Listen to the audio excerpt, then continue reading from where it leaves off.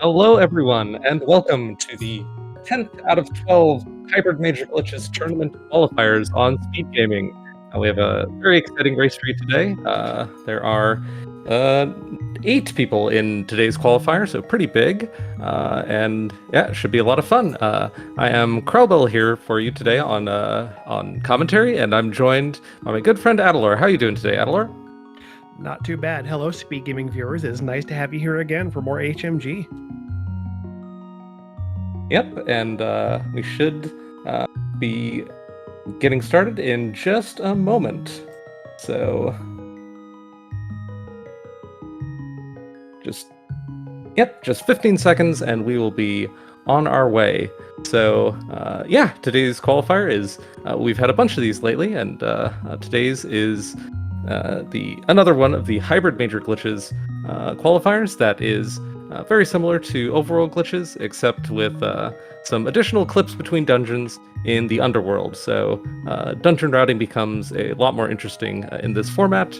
But the first, 15, 20-ish minutes tend to look pretty similar to overworld glitches.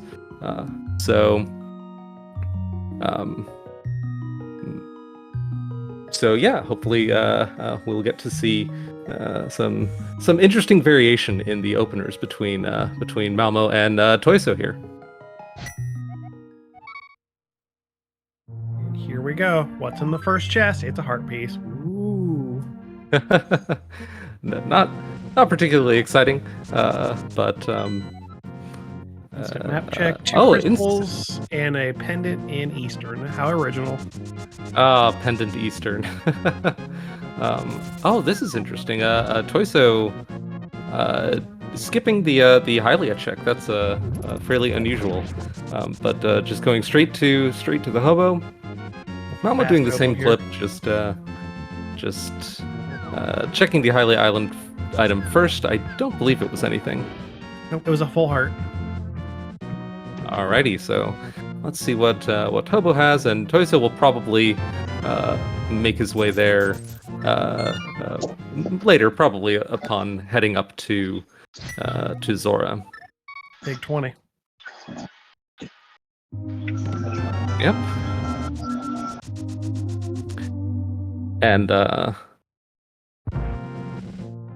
so we have both of our runners deciding not to go to Sahasrahla. It's pretty common for runners to choose between either Hobo or Sahasrahla for their opener. Both of our runners chose Hobo and then decided to go up here. They'll probably route in Sahasrahla with other things later.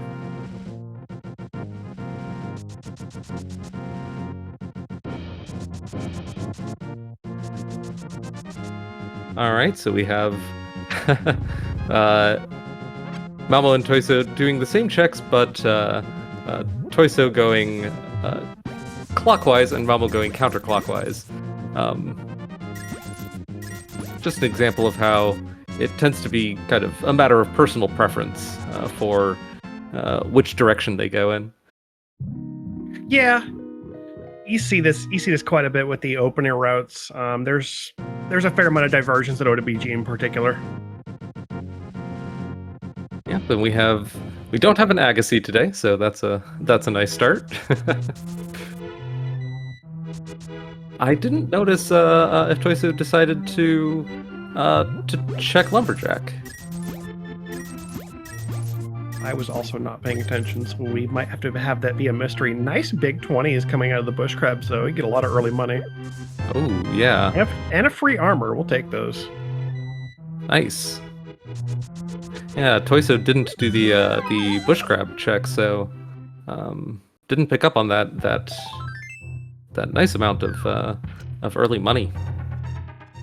Got a fire rod and blinds hut. That's good. And a moon pearl. No tricky moon pearl today. Oh well. The fire rod and blinds hut is interesting because it means that if Malmo decides to put off the Kakariko check, like it looks like she's doing, she might have the option of finishing off Desert when she does eventually make her way down there. So there's a potential advantage opening up there. But it could go the other way.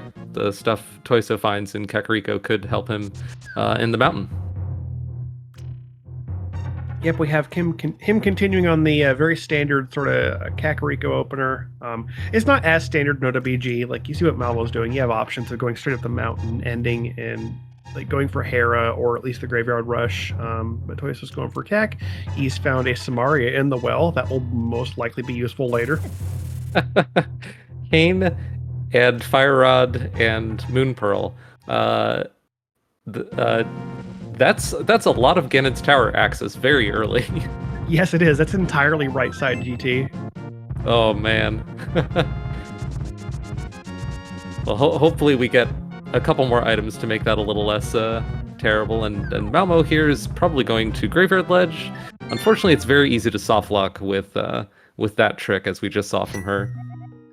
Yeah, we gotta do a specific input in midair and hold it until you hit the ground, and then make sure you don't push a particular direct.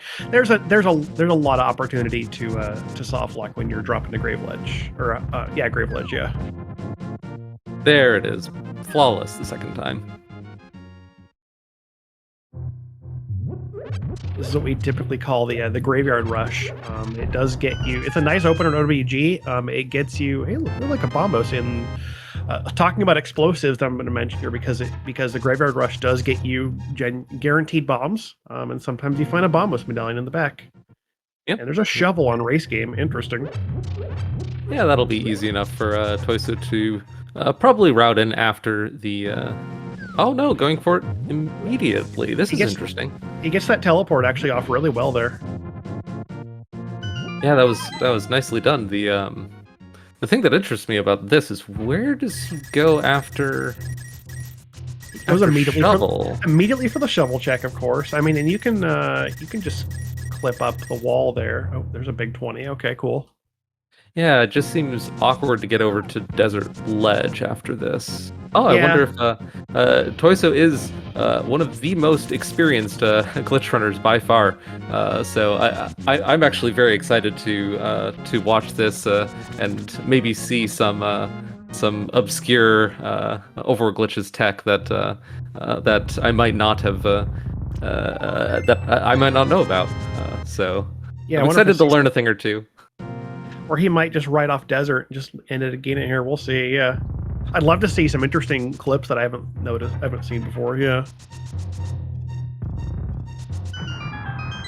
And Malmo deciding to do South Shore. She didn't pick up that Moon Pearl, so there's a risk with this play. If she does go up to Zora, as I imagine she probably would, if she picks up a fourth heart piece in the waterfall cave while she's water walking, that would dunk her back from the water walking state to a fake flipper state. And you really don't want that because that means if there is a good item on Zora Ledge or in the other chest on in Waterfall Ferry, you're kind of isolating those checks. So always a bit of a risk with this early South Shore play. Ooh, this mini Molder not playing nice. These minis are trolling hard. Wow, actually down to almost no bombs. Come on, there you go. All right, just enough. Just enough for Ice Rod Cave. And speaking of ice rods, there it is in Saha's Closet, yeah. And a sword in Mini Moldorm. Okay. Oh, chat pointing out that that Tojso did have the option of doing a bomb clip up onto Desert Ledge, which I don't think I've ever seen on a restream. That is quite obscure tech, but yeah, that's I've seen videos of it. Yeah, I've definitely seen it done. I don't believe I've ever seen someone do it live, particularly on Restream. I'm almost doing the, she's got one bomb, so she's going to do the Ice Rod Cave clip, yeah. Oh, wow, and nicely done by Malmo. I know she likes that teleport in particular, and, having one bomb to spare, you may as well. Yeah. And Tojso got the red rupee bush crab, but the second rupee was tossed up to the lumberjack, so I couldn't get more than 20 rupees there. That's unfortunate. He's got a lumberjack DMA. Interesting. Hey, this is Well, this is what I was excited to see, and Tojso is not disappointing, showing one of the, I wouldn't say extremely rare, but certainly less common Death Mountain ascents. Just two different ways of accomplishing the same thing, really. The heart piece was scary. I didn't know how much she had, but that was not the fourth one, so we're okay. Oh wow. Yeah, interesting to see Lumberjack DMA coming out. It's definitely less common, like you said. What's on ledge? 10 arrows, okay. Usually runners just opt for new DMA because is the most consistent, and you get the old man check-in as well. We have, I was just thinking the only other HMG runner that I know that enjoys that particular DMA is with us in chat. We have Mr. Byer in chat with us, and I remember seeing him pull that off on Restream quite a bit. Chat's correct that that does route in nicely with the lumberjack check. Kind of saves the screen transition or two. Yeah, there's definitely something to be said for Lumberjack DMA. If you can pull it off, and particularly if you're good at getting back in bounds from it, it can be still a useful tool. Yeah. It looks like we're going to go ahead and converge at Hera, unless Tojso's going for Graveledge. Nope. Okay. Oh, so we're not converging yet. Oh, King's Tomb. Actually, I like this. I like that you can land on a rock and then convince the game that you can lift it despite not having the mitts. And yeah, the King's Tomb is always a good time, and so we had Malmo go in to Hera and give us our first taste of the hybrid major glitches part of this format. So in this format, Hera can and usually is logically locked by access to mire. So the first two chests, which in normal modes would always contain the big key or small key, and the big key would be in the basement, that's no longer true in this mode. The small and big key can be anywhere in Hera, and if you don't find them in the bottom of Hera, then the game's logic does expect you to clip from mire to Hera, and it looks like that's probably what Malmo ran into. Yeah. She'll only check those first couple chests. It looks like she was going up to start the climb, but then she's like, wait, there's no big key. So yeah, she knows at that point that yeah, we are expected to acquire access to Hera from elsewhere. Tojso pulling out more absolutely not disappointing, pulling out more obscure overworld glitches tech. I don't think I've ever seen anyone do that. Actually, that was cool. He's going across the mountain on the bottom, which is really wild. Yeah. It looks almost like the bunny mirror clip to East Dark Death Mountain, except in the light world. Except you just pop back in and just use it to get to Paradox. I mean, I like it. It's cool. Wow. Now we're converged for a little bit in Paradox. I'm almost gonna pick up some bombs here. Smart move. Oh yeah, she used her last bomb to open up the rarely seen shop. We have tons of money already, so like you may as well just buy them. Oh, Tojso doesn't have a better tool for dealing with these mini moldarps than just bombs. There are so many big 20s in Paradox. What the heck? Like that produced nothing but money and heart pieces. I'm a little bit disappointed. Oh, right, because Tojso approaches from the bottom. He has to do spiral from the top. Yeah. So these checks are a little bit faster for Malmo because she got that sword from Mini Moldarm Cave. Ooh, this is scary. Oh no, he has blue mail. This isn't. He can get the bonk fairy too. Yeah. Yeah. Spot to 50 on the island. No need to clip to that.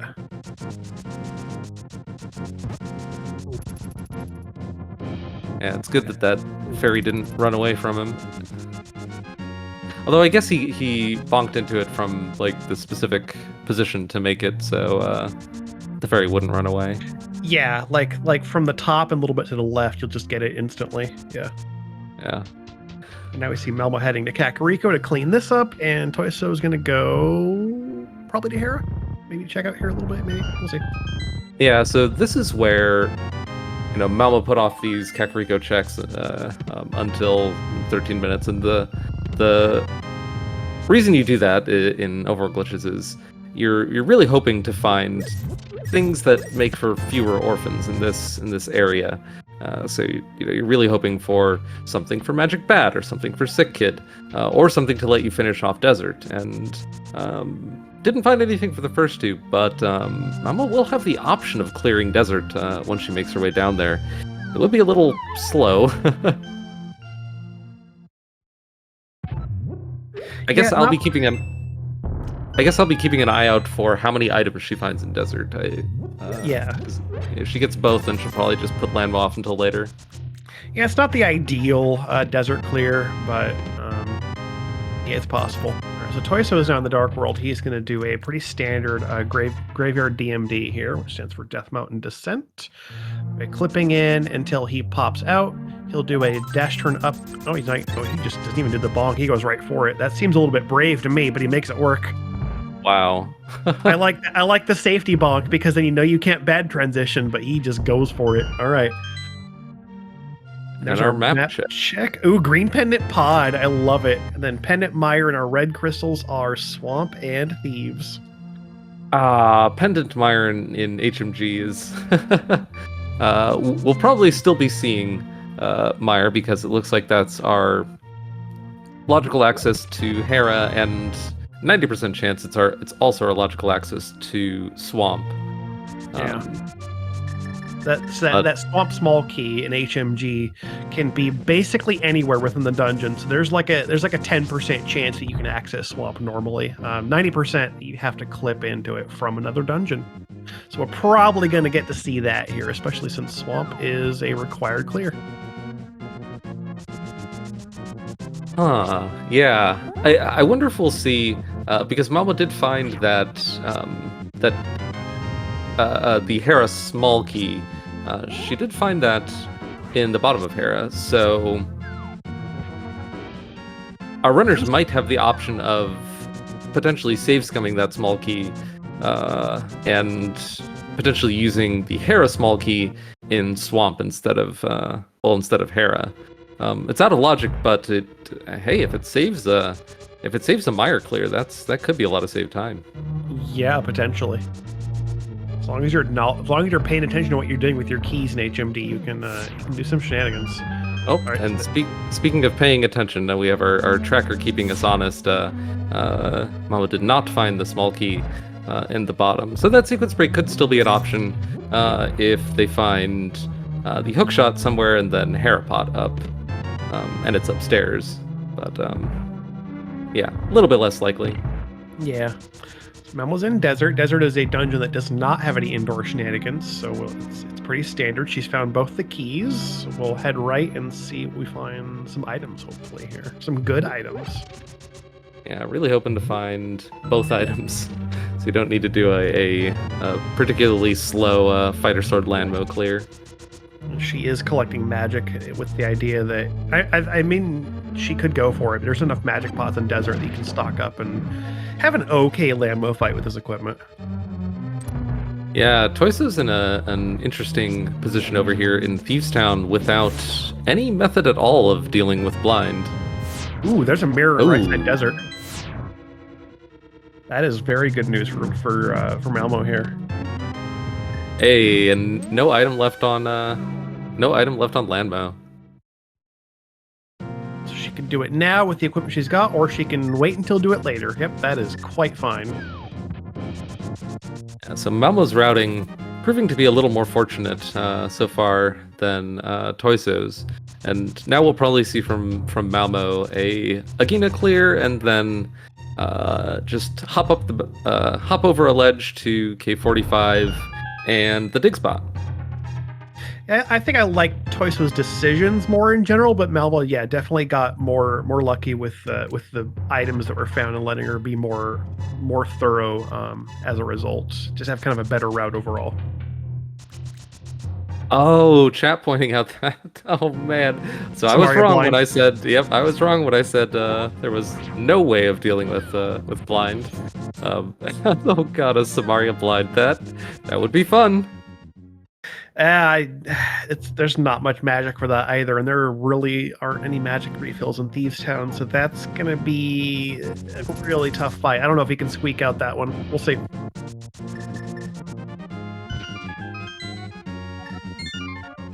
All right, where does Malmo go now? She probably has the Moon Pearl. I think I don't have it on the tracker, but if I remember correctly, it was just like right in the way on in Kakariko. It was in blinds, yeah. So as long as she did blinds, she has Fire Rod and Moon Pearl, yeah. Fire Rod and Moon Pearl, yeah. I can't imagine she would do blinds. Yeah, I wonder if she goes to GT here. It's certainly tempting. Like, you've got Fire Rod, Samaria, right side GT is just clearable. And like with a sword, she could fight the Armos Knights and get the bottom 3 items. Like, it's not a great fight, but she has that option. Oh, she got the mirror. Well, okay. I was thinking she got the mirror, so has the option of doing Pyramid Fairy and escape, but I guess she wants to knock out Graveledge or King's Tomb first. Ledge. She had Graveledge earlier. She Grave Rushed, but yeah. Oh, you're right. You're right. Now. Okay, so this is probably King's Tomb into maybe Skull Woods and Village of Outcasts, just standard counterclockwise Dark World loop. We got a shield.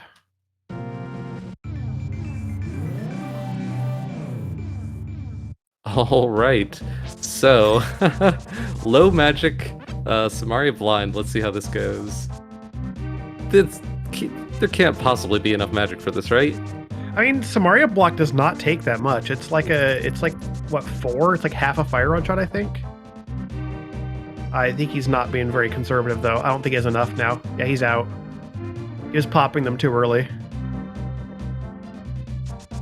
Oh, he's got the one last block. No, there's not enough hits here because the problem is the heads will kill them.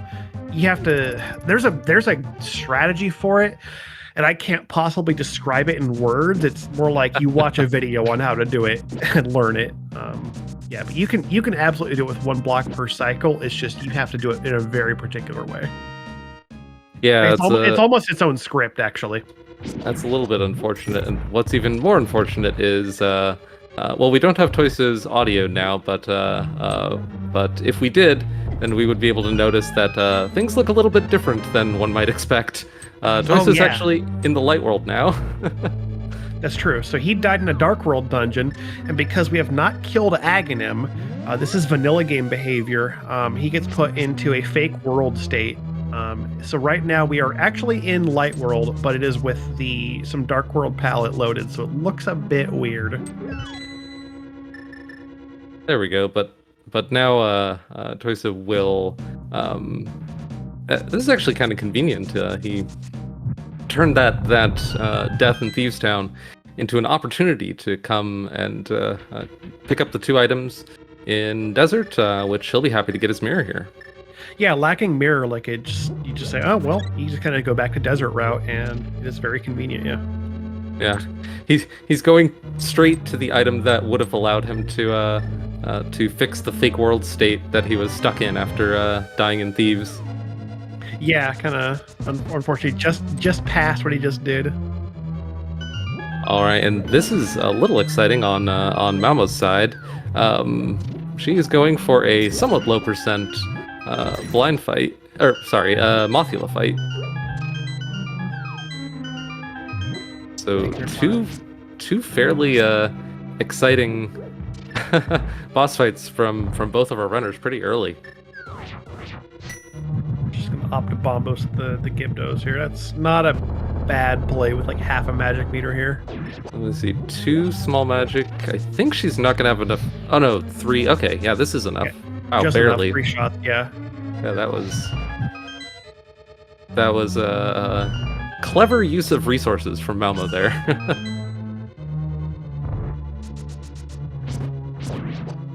Like she really had just barely enough to pull off exactly what she intended.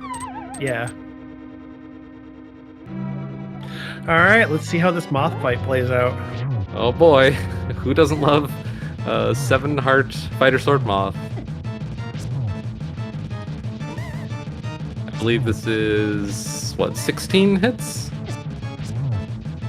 Yeah, 16 with fighter sword. Master sword, which is fighter spins, and fire rod shots deal enough to kill an 8. Yeah, this is a very patient fight. Yeah, she does have blue mail, which protects a little bit against Mothfield's direct damage, but those spikes still deal full heart. Yeah, looking at her options. Whoa! She's got it. It's fine. No worries. Who is worried? Not me. Oh man. I knew she had it. I knew she was going to get it. So I see chat. Now that we're done watching a tense moth fight, we can talk a little bit. Chat's asking about what the mirror opens up at this current point in the game.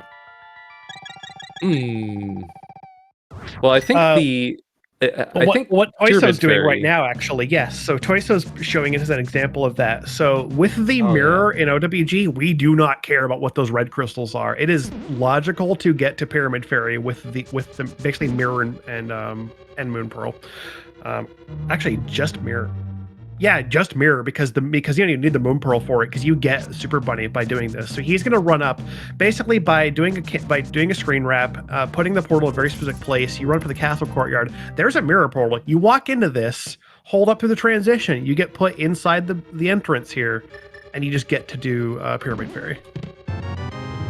Yep. So okay. Didn't get much, but yeah, we won't be worrying about what our red crystals are. It's extremely rare for red crystals in overworld glitches to actually matter.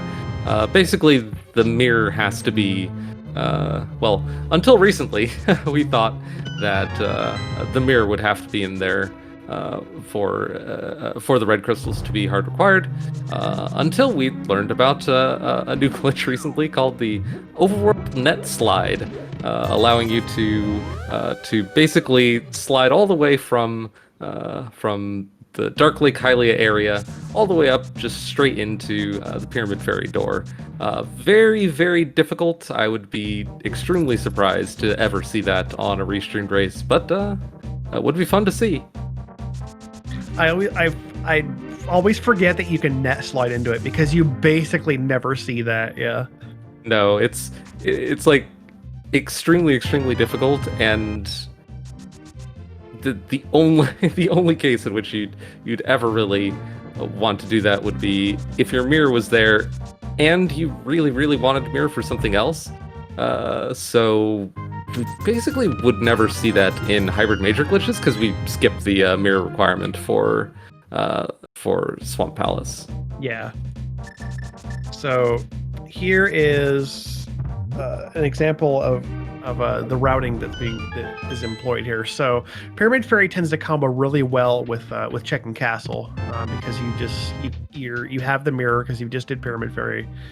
You check Pyramid Ledge, then you mirror and go into castle. So it is very typical in OWG to not see castle checked until mirror pops up, so you can do this combo.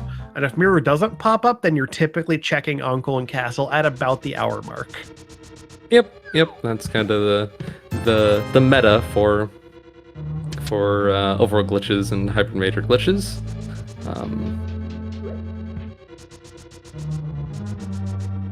So Malmo didn't find the hammer, but we'll be able to get everything else in Thieves Town, and we'll probably have certainly a much easier time with the boss than Tojso did.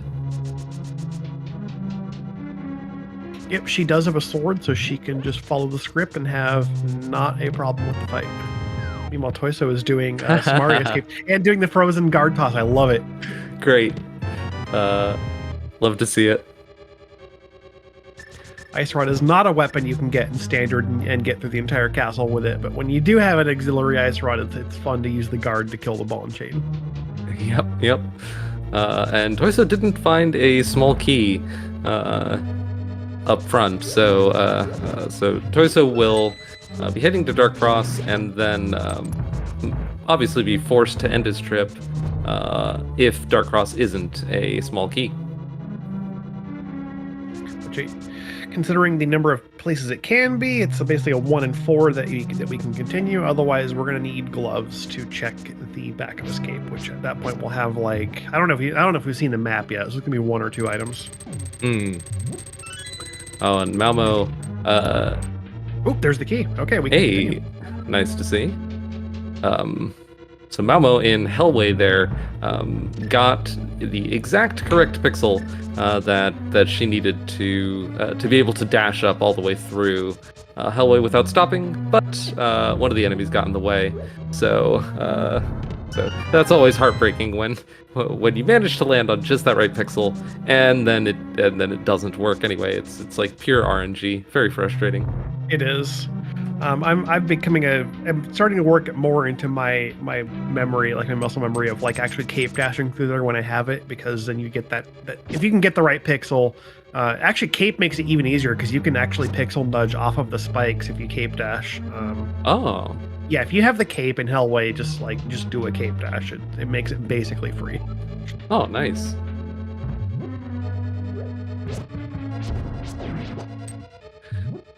All right, so Malmo has, thanks to that early, not particularly early, but thanks to heading to Mini Moldorm Cave much sooner than Tojso, has really been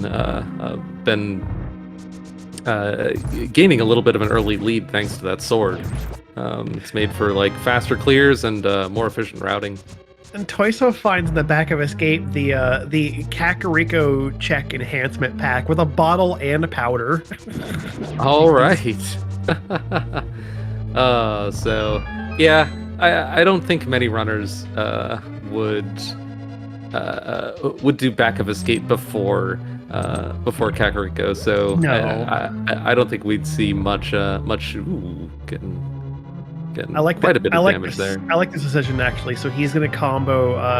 Well, you can't really combo hammer pegs because you're lacking the hammer, but we do have the mirror. So this is an easy swim to get to the hammer pegs area, and where we can then mirror and do magic bat, and then go talk to Sick Kid and see what he has. I wonder if this is faster than Saving Quit to Sank. Maybe Probably not, but. Oh, because if you're gonna, he did not do a good mirror spot there. Because you can mirror to the ledge here, I'd say it's definitely faster than having to set up the clip. If you count that as well, yeah, that's good thinking on Tojso's part. Yeah, I like this little route here. We have a question in chat about what custom sprites our runners are using today. Malmo is using kind of her signature sprite and a sprite of her own creation, the space person, the astronaut, and Tojso is using the Ganondorf sprite.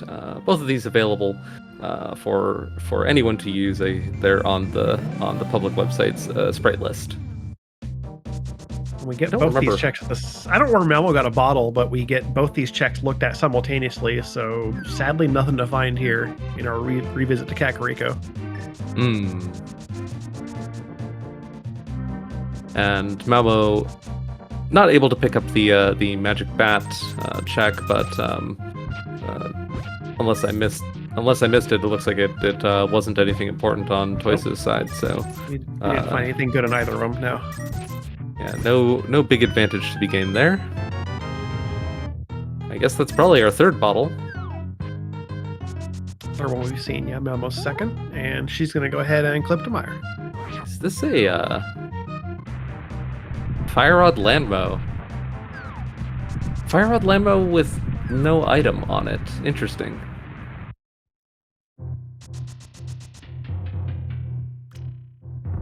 Yeah, I guess so. Yeah, I guess if you're confident in your ability to, make all those shots without running out. Although I'm not sure if Tojso got a magic refill in one of those bottles.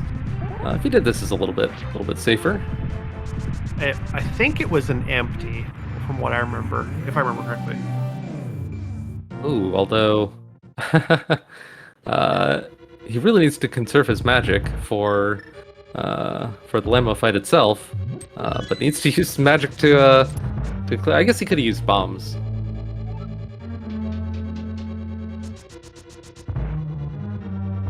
Oh, and there's a magic. Oh, right.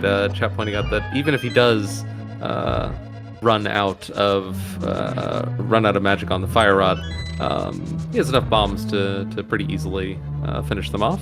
Yeah, that seems a lot more reasonable now. I think it's, what, 4 bombs per each Lambo? You can technically do this fight with 4 bombs if you're extremely patient and get 4 triple hits, but good luck doing that. That's some Plando nonsense right there. I would not recommend it. No, you should be fine with missed a couple shots there. We might have to see some bomb resort here. Got one more? Yeah, we're okay. Oh, just enough.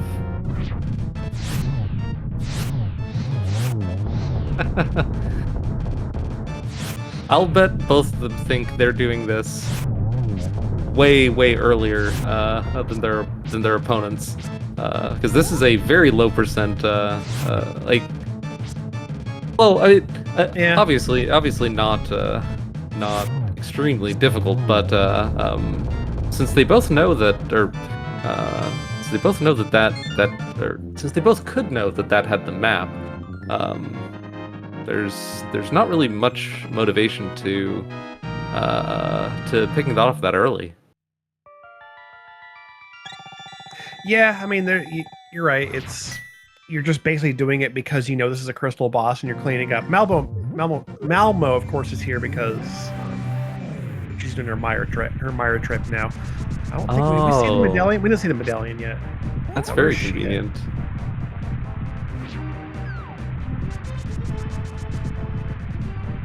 And Tojso's going to go ahead and head up for the Dark Mountain. Simultaneous teleports from both of our runners. Just doing a little mountain climbing. Second, that's a Stumpy Sword. Nice. Wow, so Tojso's routing has managed to dodge 2 fairly easily accessible or 2 swords that are on fairly common early game routes. Yeah. So he's going for a slightly unconventional route so far. We'll see if the unconventional routing starts to pay off at some point. Well, that's even more disadvantage to the routing that Tojso's done so far. When Malmo begins to retrace his steps, she'll have the hookshot with her. Yeah, she's going to have access to Hookshot Cave, and it looks like she's heading up the mountain for just that. Tojso is showing off the Catfish DMD, which is drops you off the East Dark Mountain and puts you into the Catfish, and just lets you go down here to... I mean, it depends on what you have access to. If you have a mushroom, you can easily combo that here. Looks like he's gonna... What are you doing here? Oh, he's just skipping the rock. Okay, yeah, that's right, because you don't need to. Are you just gonna... Is this Catfish DMA? Oh, is it? Is it? Oh, I did not recognize it. You are right. Okay. Been a while since I've seen this, so I have... so we're getting to see definitely one of the more exotic glitches in this format. Just buckle up and enjoy the show. And, he got stuck. Yeah, I had, while watching that, I was thinking, I have no idea if any of these steps is correct or what the mistake was that caused that soft lock. It's that is definitely one of the more complex glitches that you can see in this format. But I believe if he hadn't soft locked there, that would have got him back up the mountain. Yeah, I wonder what he was looking for. Oh, maybe Turtle Rock clears. Maybe. It's an interesting routing choice for sure. Yeah, I don't know Catfish DMA either, so like I could not tell you what went wrong there. All I know is that I could tell you he got stuck at the very end and had to save and quit. That's all I know. Oh. But Malmo also having a hook shot lets her basically skip that dungeon transition requirement to get to Hera from elsewhere, and just says, I have the hook shot, I'm going to Hera pot and take care of Moldorm, no problem. So I wasn't paying very close attention to which items Malmo found in Hera, but if she cleared the 4 out of 6 chests that she that she could access without keys, then yeah, that would mean that the small key has to be in the basement and the big key has to be in the big chest. So Hera literally self-locked both of its keys. That's interesting. Yep. Which unfortunately means that well, there's a 90% chance that Meyer will be required. Ooh, hookshot cave. Look at this hookshot cave. That's a glove and a lamp. Oh, that is yet more advantage for Malmo. The lamp isn't too big a deal. It's nice. But the that glove could be scary. A glove in this format doesn't do much for you. It kind of just gives, well, easier access to the back of escape and easier access to some portals. But it's only hard required for Checkerboard Cave and finishing off Ice Palace. Yeah, we do need a glove for ice, which ice is a required dungeon here. So, yeah, like ice is the one time in which you are hard required to have a glove to finish the dungeon. So that is good news for her at least. There you go, Pixie. There's your glimpse at the medallion. We won't be entering TR by the top most likely, but there's your look at it. Tojso managed to run around the TR medallion requirement without looking at it earlier.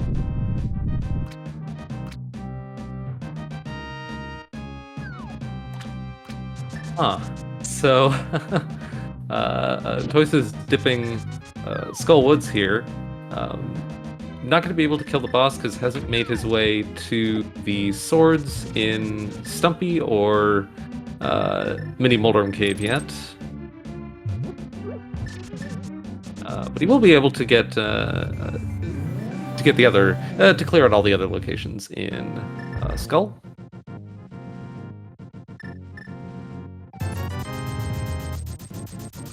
Exchange that fairy for a couple blue potions here. 3 blue potions actually. She has 3 bottles. That's right. All right. That is so that's a lot of melted flute. Yep. Viewers might be wondering, hey, why are these clearly very experienced runners buying so many flutes? Or sorry, buying so many blue potions? You know, are they that? You spoiled it already. I know. Are they that? Do they lack that much confidence in their ability to clear dungeons? And the answer is that we probably won't be seeing those potions used for their usual purpose. If you use them on the same frame that you go through screen transition, they turn into a flute, and crucially, they turn into a flute even in the Dark World. So that is a pretty common time save in this format. Never required by logic, but yeah, that's pretty clearly what Mama was intending there. I know she likes fake flutes a lot, so I will not be surprised if she starts using those to get around the Dark World.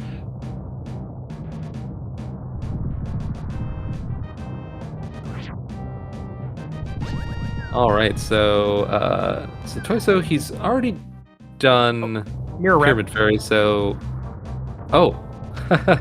too interesting. I love it when you get to see like side by side different glitches on a restream.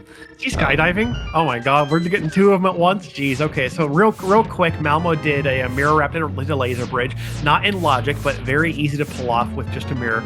And Tojso is doing a skydive or super dive, whatever you're going to call it, by doing a screen wrap and then transitioning down a number of times. You basically send yourself from the mountain down to the swamp area.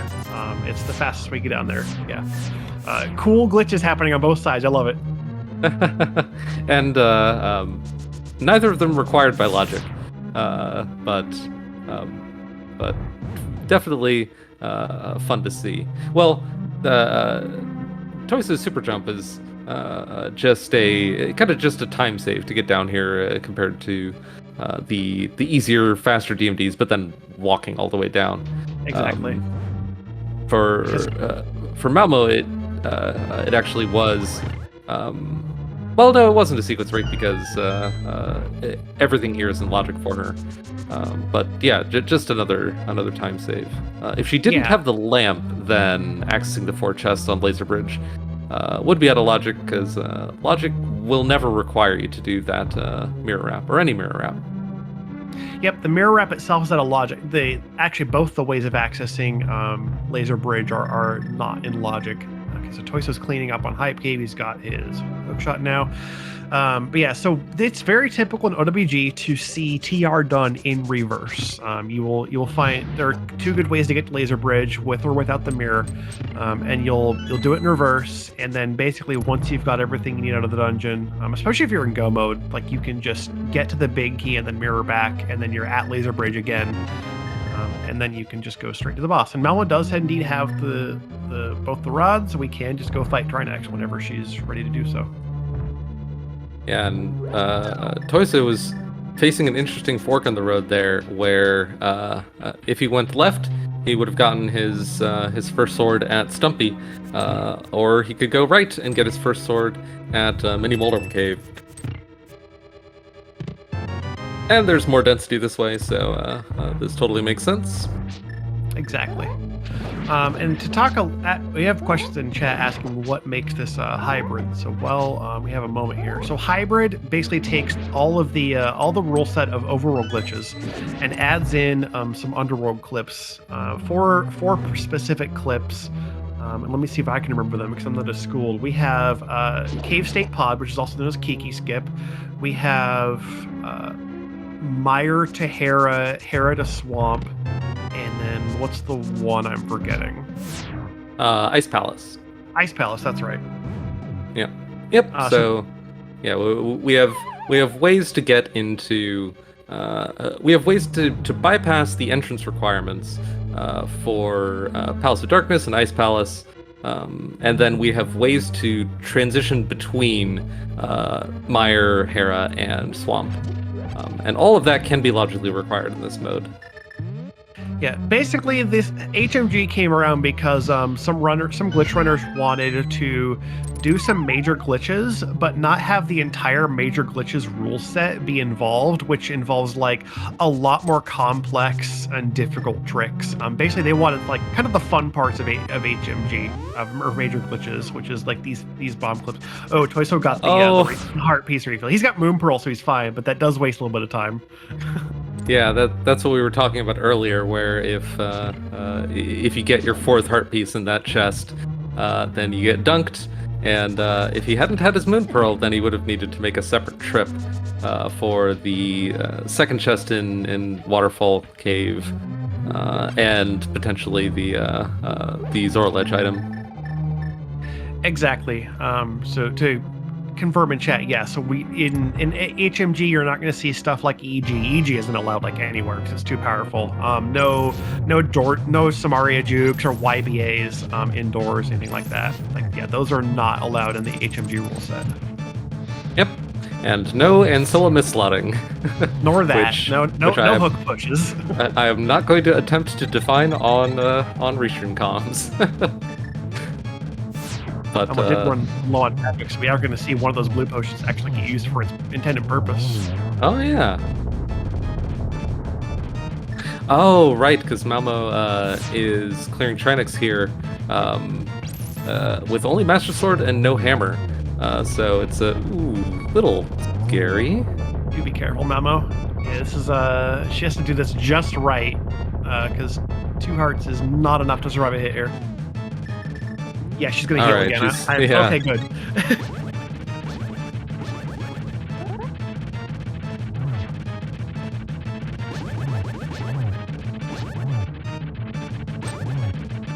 Well, Tojso is... Yeah, the ice approving. Oop, that's a map button fumble. I do that sometimes. I understand that. There you go. Oh, clever! Using the cape. Yeah, the rare strat of actually drinking a flute for health. Yep, that's what they're for.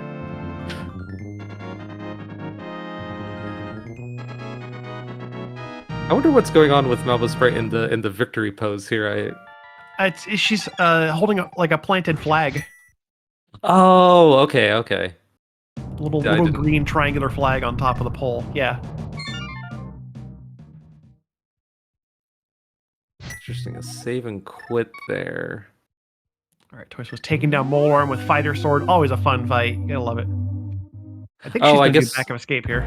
I guess with no hammer, there was no way to get over to the one chest left in Yeah. TR. Although that might have nothing. Um, Yeah, where's the hammer? That's a good question. yeah, hammer's We getting.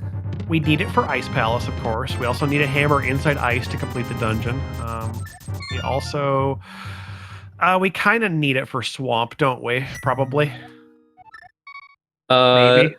we don't, but it would make things. It would make life a lot easier. It would just save another clip. Because without the hammer, you'd have to clip from Hera to Swamp once to push the water lever.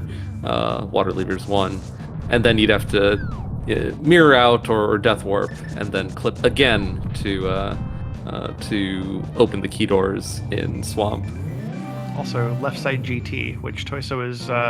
Speaking of GT, here he is. So he's going to grab the pot key from left side and check the torch, and then because we have the equipment to do right side, we will see the right side of the GT. Probably heading to Armos Knights, which is not going to be a great fight with his equipment, but we'll make it work.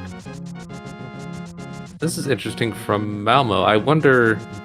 Malmo just did a seldomly seen Lightworld DMD.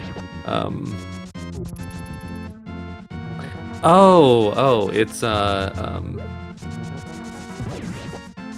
she's doing this to get to Pyramid Fairy.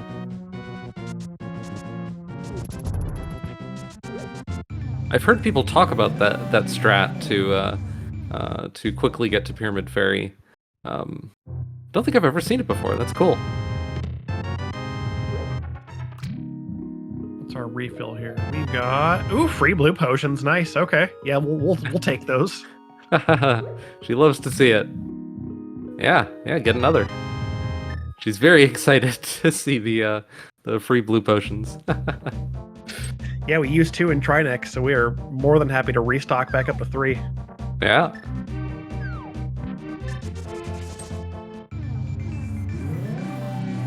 All right, and Malmo clearing escape. So she'll pick up her, I guess, another bottle and magic powder here. Yeah, she got those from back of escape. Yeah, I forget what's it, Uncle. All right, and we find a book on and her third sword and the big key in Compass Room. Wow. Okay. Is that third or okay? Yeah, that is third. Yeah, because their third sword. Yeah, because Toyso has not gotten the one from. I know where it is. I've forgotten. I'm sorry. Stumpy, I think. Stumpy. Yes, you're right. I should remember a Stumpy sword. What the heck? Ooh, this is And having trouble with the room. If only he knew the strat. What's the strat, Grelble? There's a technique you can do in this room by just walking down a little bit, kind of approaching that first fire bar, which spawns the spike and second fire bar and just gets their timing just right to where you just walk down a little bit, walk back up, and then just walk smoothly all the way down, and everything just lines up perfectly to get right out of your way. It's not quite as fast as using an invincibility item, but it uses no magic, and it's perfectly consistent, and it's very fun. It's very satisfying to do. Yeah, it turns that room into like just very smooth. Yeah. Tojso picking up that bomb pot a little early, so the anti-fairy kind of got in his way a little bit. He specifically trying to get sword beams here for this fight. Yeah. So Oh, here's yeah. here's almost nice without a bow. Sword beams are actually really effective here because you can spam them and basically get a lot of quick hits. I think they go down to what, like, is it like 8 or 12 sword beams? Oh, he took a hit. Oh, that sucks. So if you have Master Sword, you do not want to do slashes because those do like the least damage. You want to either do spins or pokes. Do not do Master Sword slashes because it takes twice as long compared to any other sword. Yeah, it's the Armor Knight's damage table is one of the most bizarre damage tables in this game, because Master Sword beams do twice as much damage as Master Sword slashes. It's very very strange. Our most damage table is definitely weird. Yeah. I mean, obviously, it's weird because like they never expect you to have a Master Sword for this fight, of course. So it's just coded really strangely, and understandably, because why would they code it for anything but the progression path the developers intended? Yeah. And now Malmo is entering GT as well, and we'll get to see basically the same checks. Yep, she's going to be in a similar position to Tojso's in just a minute here. Who has completed the grind of the Armos fight, and we will see what we have behind them here. We've a big 20, and 10 arrows, and a small key. Wonderful prizes, I love it. All right, so now the Tojso's faced with the interesting decision to mimic clip. He has the option of mimic clipping, but yeah, choosing not to. Not too surprising. Like, unless you're really good at unbuffered mimic clip, that tends to. It takes a lot of time. Yeah. And there are reasons I have chosen not to learn it because it is time consuming and honestly quite difficult. Yeah, it's kind of tempting in this situation because both Eastern and Pot are pendants. Yeah. Like you might be able to skip the bow requirement of the entire game, but you'll probably find a bow pretty soon. And I guess even if you don't, like, I would expect to only see mimic clip if a runner was either extremely comfortable with it and could pull it off in a few seconds, or if bow ends up being their go mode. Yeah. Also, vanilla ether. Oh, nice. Speaking of go mode, what do we have left? We have hammer. We need a hammer, definitely. And I think we still don't know what the Meyer medallion is. And assuming no mimic clips, we will also need a bow. Right. Yeah, we have not seen the Meyer medallion. Malmo was there, but she opted not to actually look at it. All right, let's see if we see the strat from Malmo here. Moving down. Okay, she went down a little bit. I'm not sure if it was enough. Okay. Yeah. That worked out. Nice and clean. Second try. All right, as our runners retrace each other's steps, Tojso will have a much easier time with this moth fight than Malmo did. Although, considering he's completely out of magic, he needs to farm up just a little bit to have enough to get through the next room. Yeah, he's gonna have to be. What are you gonna do? Yeah, you basically just gotta stun the Gibdos at this point because you can't spend magic killing them. It's a bit awkward, but I honestly, I think in this situation, I just mirror and get more magic and then kill them normally because now you've got to like do this specific. It's awkward. All right, but he pulled it off. Nicely done. And now we're seeing Malmo do what we saw from Tojso earlier.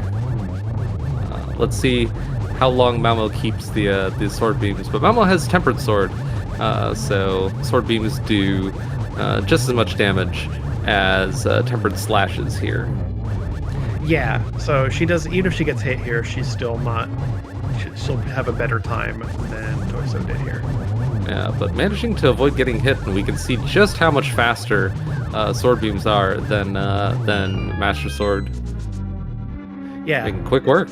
it's really not a bad option for that fight. If you come in your bolus, like just spam sword beams, it just gets the job done. Yep. Malmo did not check big chest. I wonder if she realized slightly too late. She already has the big key. I mean, or there's anything there, but still, I hope she doesn't. Or maybe she checked it on the way through. I didn't see. Yeah, I think runners usually check it on the way through, but I also didn't see. Kind of running a little low on convenient checks. Kind of getting to the point where the remaining checks are becoming less and less convenient. A little surprised that neither of our runners has made their way to pod yet. It's pendant pod. It's always kind of it's green kind of, pendant pod, no less. Yeah, it's kind of on your mind.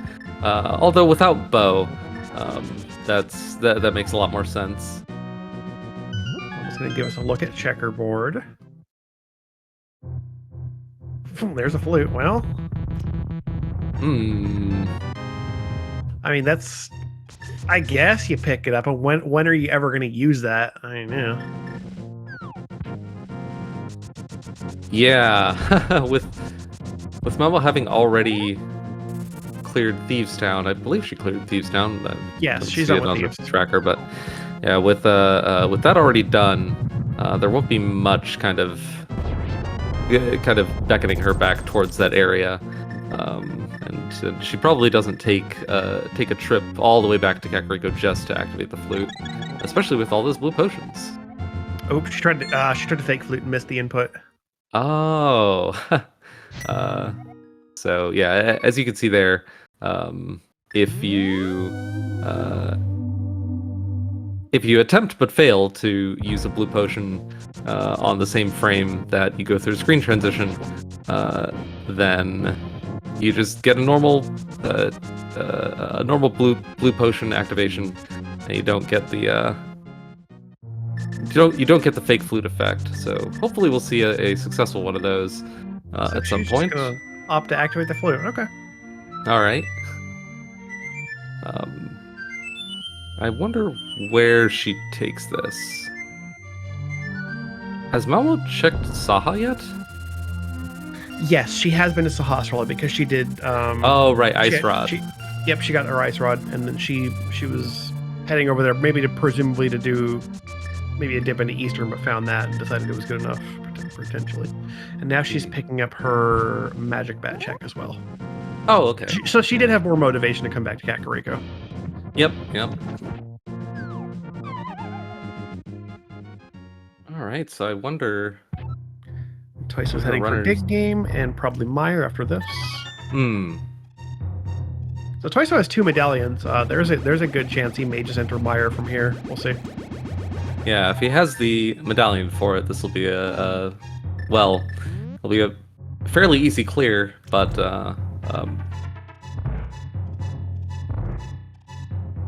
it might have been skippable. Well, I guess if the keys are self-locking in Hera, then the only way to skip them, or the only way to skip Meyer would have been to clip from Hera to Hyrule Castle and steal the key rack key.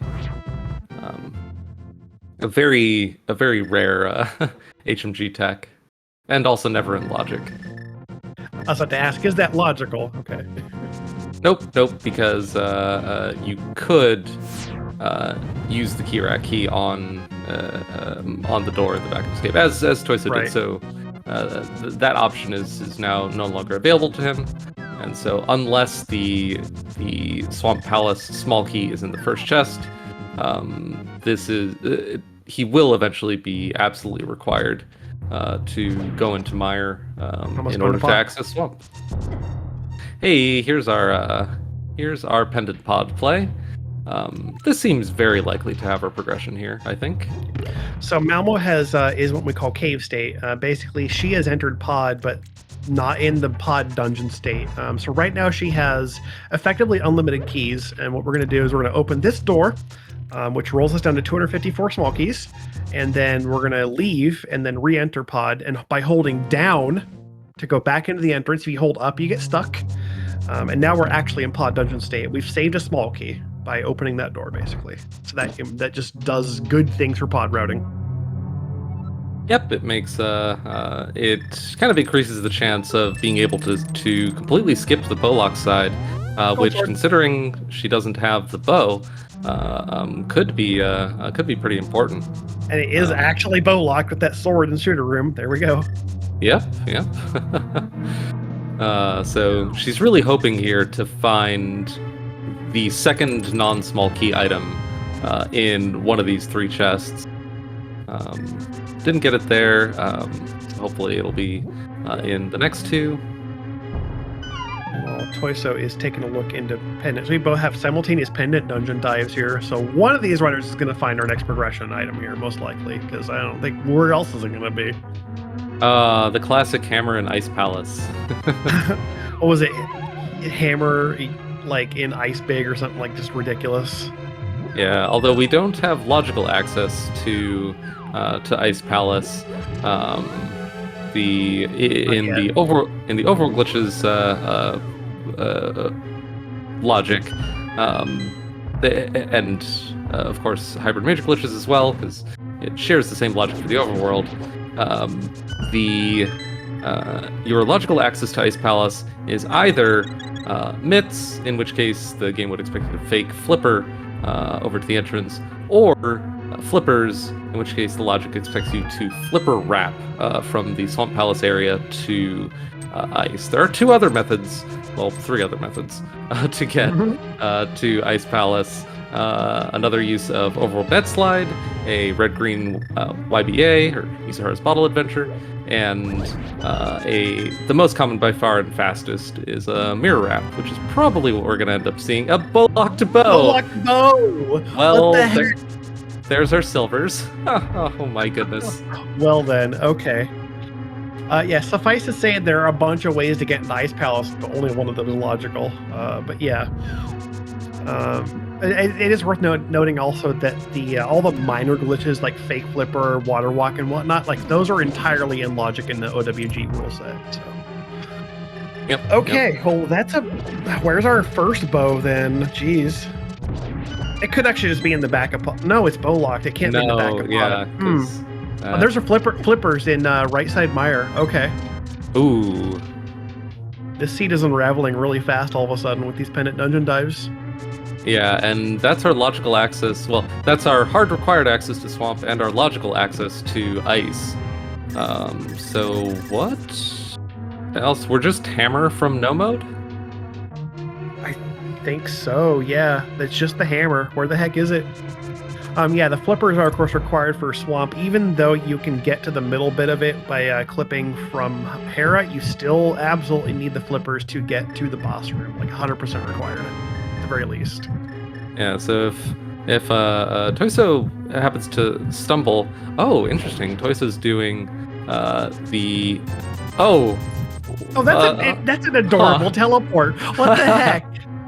So what Toyso's doing here is he is doing what's called a citrus clip from Mire to Hera, and his first attempt ended on the wrong pixel, so he got an up instead of down teleport, but was able. I was a little worried there. I never seen that before, so I'm thinking I wonder if he's actually able to get out in this situation. But yeah, turns out those blocks work both ways. It's fortunate. That was cute. I like it. Oh man. And Malmo is now, of course, going into Pendant Eastern here. We could just have like a Sphere 1 hammer! Well. Oh my goodness. Huh. It was in Cannonball the whole time! Yes, Sphere 1! So all 3... Well, depending on where that second bow is, we know that wasn't our logical bow. No, of course not. But I think Malmo's in a pretty good position here because, Yeah. Well, did Malmo spend the key to get to the bag of escape? I don't think she did. Yes, she. No. Oh no, she checked it with gloves. She does not have. I don't think she did. I don't know if she went to Dark Cross. I don't think she has the Castle Small. Yeah, so Malmo could have the option of stealing the Hyrule Castle Keyrat key in Hera State, and then using that to open up Swamp Palace instead, in order to skip Mire. But we know that would be very punishing, because that would be dodging her flippers in Pendant Mire. I would be a little surprised to see her do that, because just going into Swamp without flippers always kind of feels bad. Yeah. And she'll know that that's a sequence break, so she'll probably make her way to Pendant Mire soon enough. Yep. Here she goes for left side GT. This is a very natural play. You just found a Sphere 1 hammer, and you realize that, oh man, left side GT has been available for a long time logically. We should probably do this. There's a lot of stuff over here, so I don't blame her for making this call immediately. Yeah, so at this point, the question is, how long until Malmo makes her way to Pendant Mire to pick up her flippers for Go Mode, versus how long does it take Tojso to make his way to Pod and Eastern to pick up his bow and hammer for Go Mode? Yeah. Interesting that Malmo bailed immediately on Eastern, because I'm realizing now she still doesn't have the flippers. So I'm guessing she's saying like the hammer is good enough. It opens up enough checks, and I guess after that she may have just written off Eastern entirely here. It'll be interesting to see where she goes after this. Yeah, she probably goes to Mire before double dipping Eastern. Probably, yeah. And that'll be good for her.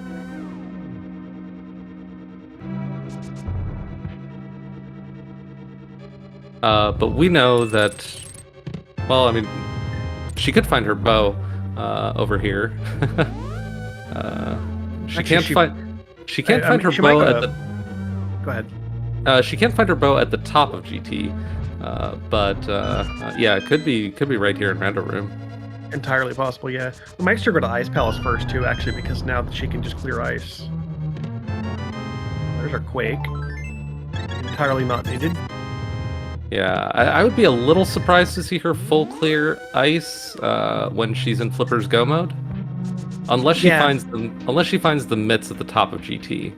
That's true, actually. I said the mirror wrap isn't logic, but then I was thinking about ice anyway with mirror wrap. You know, it's hard not to. Yeah. You see a full clearable crystal dungeon, and it kind of draws your eye.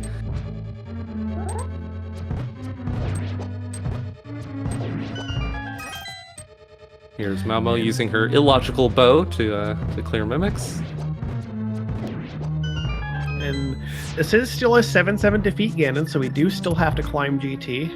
And within OWG, it's entirely possible to just like get to GT with a Moon Pearl. You can clip in there anytime.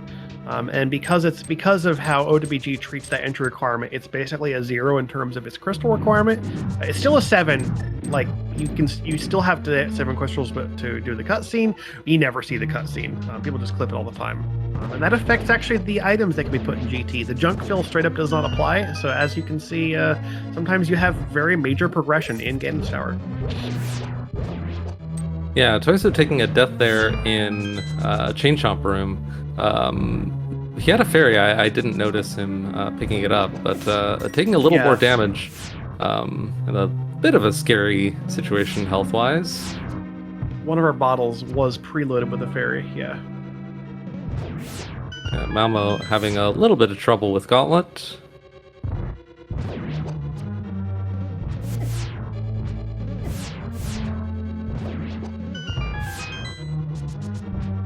Tojso down to 2 hearts.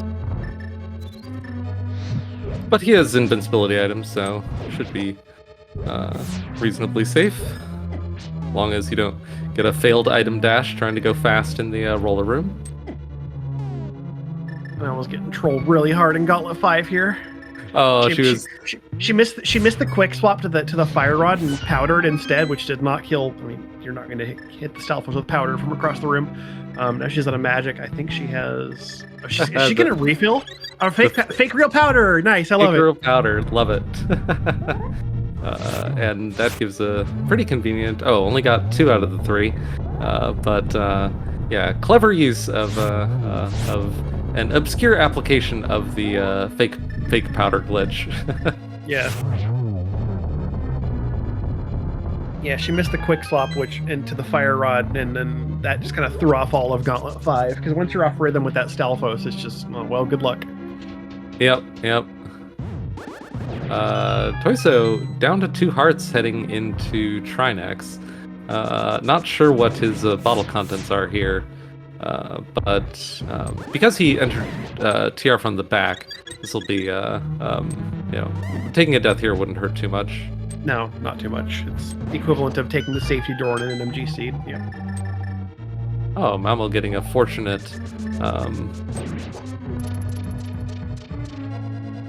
Yeah, very nice. Oh no! Magic drop, yeah. Tojso quick swapped in the wrong direction, so went to Bombos instead of Fire Rod. God, this is scary. This is very tense, Trinex. Oh, please. Okay, he's got the ice head. No, that wasn't enough. Ah, damn. Oh man. Yeah, I think that's a game over. But safety door, not too bad time loss.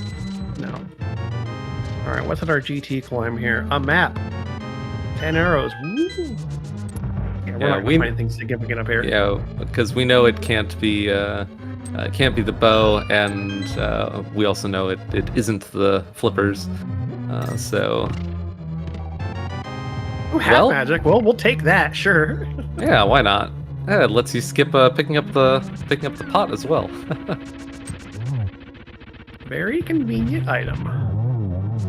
Yeah, a flipper hunt like this definitely feels bad, because flippers are. I guess the nice thing about a flipper hunt is you're going to get to go mode swamp, which is actually really nice. Because you can very easily get baited into some very slow, like, triple dips of Swamp Palace in this mode. Getting to go mode it is very nice. Alright, Tojso finishing up TR. Tojso's in a bit of a scary situation here, because I wouldn't be too surprised to see him. Oh well, no, he doesn't have the hammer. That's actually kind of saves him, puts him in a much better position, because if he did have the hammer, then I wouldn't be surprised to see him full clear both swamp and ice, looking for the bow before heading to pod to find it. And he could just stumble on it. But because he doesn't have the hammer, that kind of protects him from those moves. Yeah.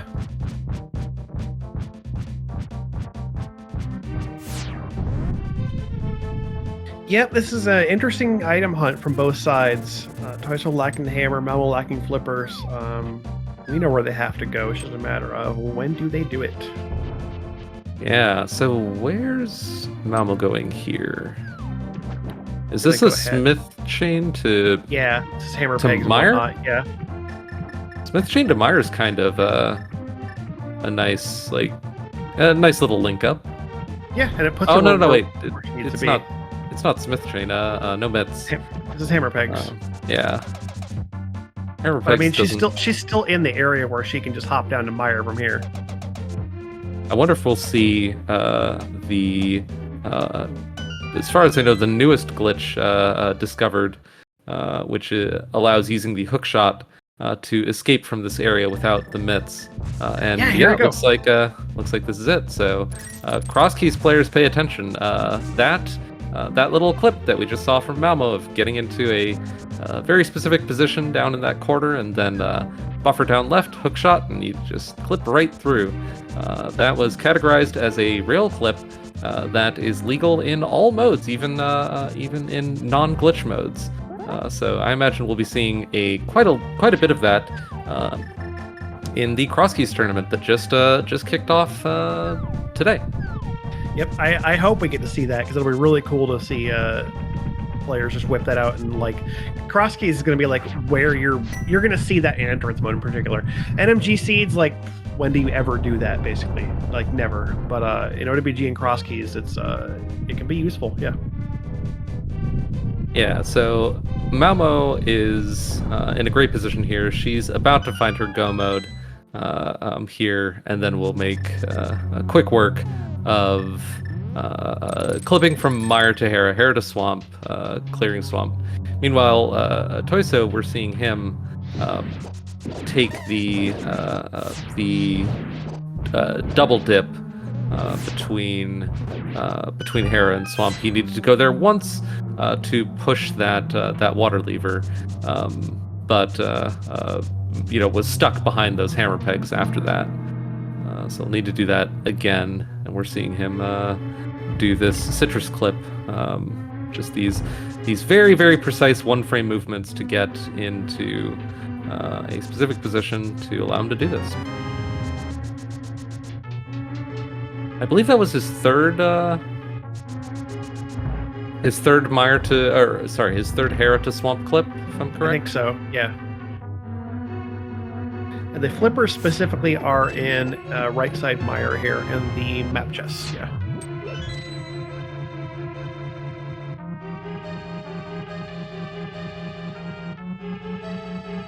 He's going to pop out of swamp and actually re-enter it, which puts him in the actual swamp dungeon state. So now he can open chests in here and not have to worry about strange things happening with keys and whatnot.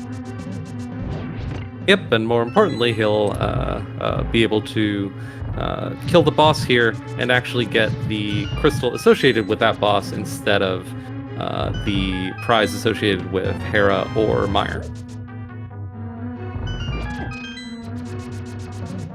Also important, those dungeon prizes, yeah. Yeah, so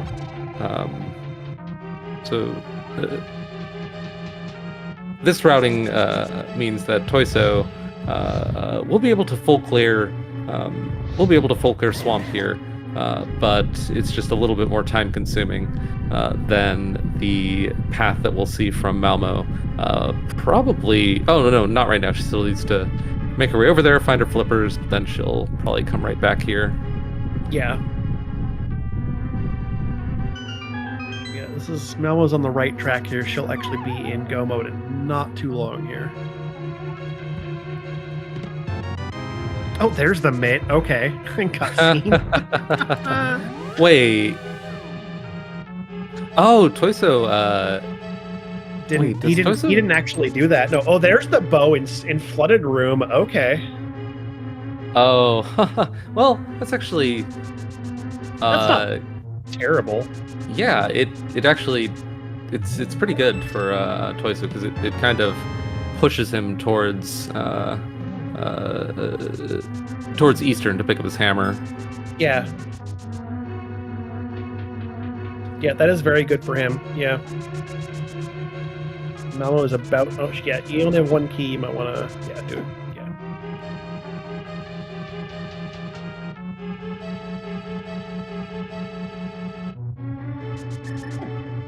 Oh, here we see a... Fast Argus. Yeah. Didn't quite get the zero cycle, but it was still pretty quick. Yeah, very nicely done. That's a lot harder than it looks. That's just like some... if you run an MG, you're probably going to learn that, but it's very hard to learn to get that timing down. Malmo's got her flipper. She is in actual go mode here at about 122, almost 123. Finally can just go through it and actually finish the game.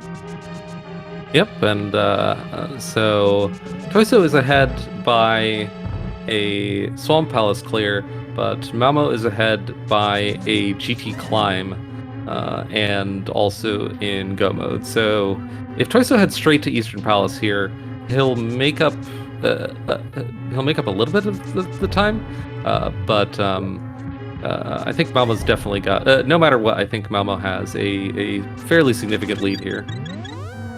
Yep, and she is on her way now. She can do 2 clips, do Mire to Hera, and now Hera to Swamp, which will put her down, well, in Swamp Palace, where she needs to be to pick up another crystal. And I said Tojso would need to. We're seeing a technique from Malmo there that's very similar to the citrus clips that we saw from Tojso earlier, but she used select buffering single frame movement with a dash instead of just normal movement, which is I think a slightly more modern approach to achieve the same ends. Ending up clipped into the wall a certain number of pixels to be able to teleport. Yeah, it gets you where you want to be. There are a few different methods to accomplishing that the particular clip, and it's just like, do what kind of works for you. Like, find a method that's most consistent. Whatever works for you is the fastest you can do it every time. Like, do that basically. Yeah, we saw it 3, maybe even 4 times on Tojso's side, so it's clear that he's very comfortable with that method of citrus clipping.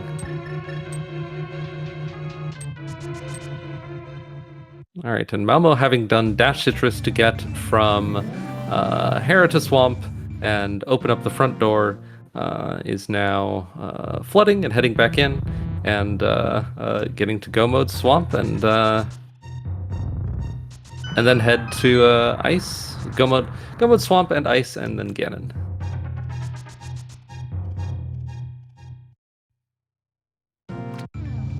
Yeah, just to reiterate, Malmo does have to re-enter the dungeon to actually put it in Swamp Palace state, so that when she kills the boss, it actually gives her the Swamp Palace prize. Now, if she killed the boss without doing this, she would get the prize for Mire, which is a pendant. We don't want that.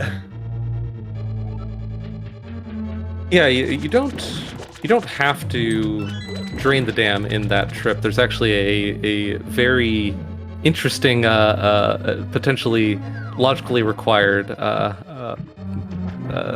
option where the logic could require you to drain the dam and then save and quit to the old man spawn point, and then because you've gotten there from a save and quit and not an overworld transition, the dam remains flooded. So you just clip up to Hera and then clip into Swamp, walk out the front door, walk back in the front door to set your dungeon ID, and the dam stays flooded that whole time. What I find really interesting about that, Malmo found her silvers.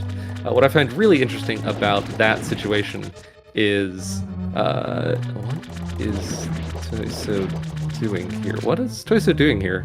Oh, what's he up to? Is this he's magic refilling. Okay. Oh, nice. Wow, it's been ages since I've seen that. That's really cool. Gosh, I interrupted myself. So if you do that whole sequence, if you flood the dam, save and quit to Old Man, go to Hera, clip back into Swamp, exit and re-enter in order to clear Swamp without the mirror. That could be logically required, and your mirror could be on Argus. But if that is the case, then the logic would require you to have lamp for that specific situation, because it still will never require you to do dark rooms, and the old man spawn point is key to that whole sequence, which is one of the coolest and yet most rarely applicable things that can happen in HMG logic. That's quite the logical implication, yeah. So Malmo is doing our preferred way of getting into Ice Palace, which we're going to see a mirror wrap. This is actually dangerous. If you go a little bit too far north on this screen, you will hard lock. We'll get an infinite scroll. She knows what she's doing. She's just fine. And you do a little wrap. It puts you inside the Collision Ice Palace, and we're in. And she's going to do the lobby clip here. Watch. Don't blink or you'll miss it. Oh, never mind. She's taking that. Yeah, I think she was like a pixel too far to the right or something. She did her mirror rep really fast, though, so I'm just like, how do I explain this really fast? And she's going to go for the bottom clip. Cool. And that's Ice Palace lobby skip. Yep, that lets you skip the... Oh no, the Barry's playing defense there. But yep, that can be logically required. Your Ice Palace entry is not locked by Fire Out and Bombos in this mode, but the boss still is. So you very, very rarely see entering Ice Palace without Fire Out or Bombos actually required in this mode. Most of the time, it's just a time save, but a very nice time save.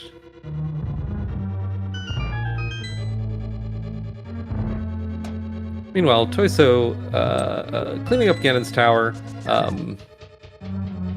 not really losing any time here. Did need to check those extra 4 chests on the way, but that's barely any time at all, and he needed to do this anyway. So what it really comes down to for Tojso here is whether he heads to Eastern at this point. I wouldn't be too surprised. There aren't really any more appealing options left in logic for him, as far as I know. No, he really doesn't have a lot left to do here. And especially with that bow again, we should see him probably push towards Pod Eastern to look for progression there. Yeah, so that's probably what we're seeing here. Yep, he'll fix camera and pop down. As soon as he heads for the left cave here, the ledge, we'll know he's going for Pod. Yep, and that, well... Where's he going now? Okay. What's... did you do Spike Cave yet? Or is he been to Hookshot Cave yet? Oh, remember, No, he hasn't an hour ago, we saw Tojso walk past Hookshot Cave, but he hadn't been to Hype Cave yet, which had his hookshot, and so we said, oh, there's another potential for Malmo to open up some advantage. Tojso also doesn't have a glove. Where was the other glove? Meyer cutscene, and where was the first glove? It's been so long. I know. Where the heck was that? It's in Hookshot Cave. That's right. Oh yeah. So, yeah, he has not done Hookshot Cave. Yeah, because he doesn't have a glove. That's correct. Here we are. But because of that, we got to see a pretty cool little clip from Tojso there that allowed skipping the glove requirement to get into Hookshot Cave, and that can be logically required.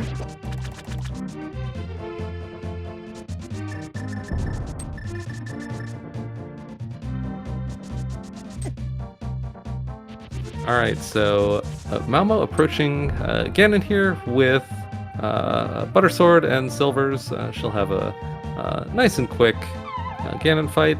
Oh yeah, Gold Sword, half magic, probably 1 blue potion at least left.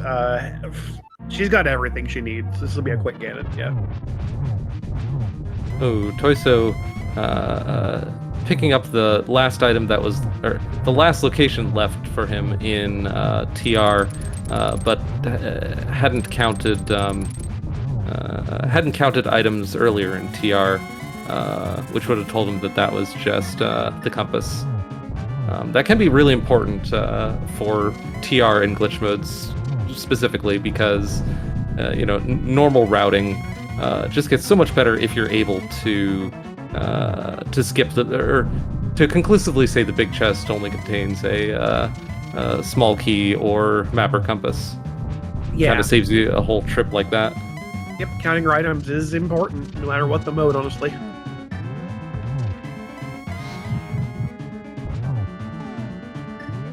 nice double here.